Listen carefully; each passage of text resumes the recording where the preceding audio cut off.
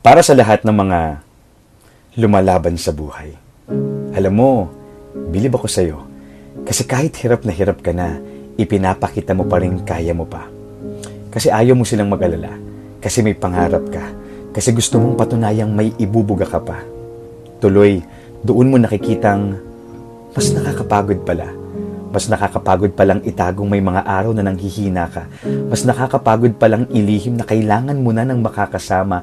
Mas nakakapagod palang itangging kailangan mo lang ng kahit isang taong magsasabi sa iyo na kaya mo yan, magpatuloy ka.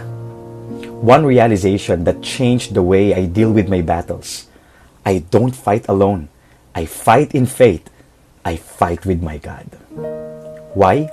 Because in our weakness, He is our strength. In our doubt, He is our guide. And in our heartbreak, He is our breakthrough. Walang labang hindi na ipanalo ang Panginoon. Ipagkatiwala mo sa Kanya ang laban mo ngayon. God bless.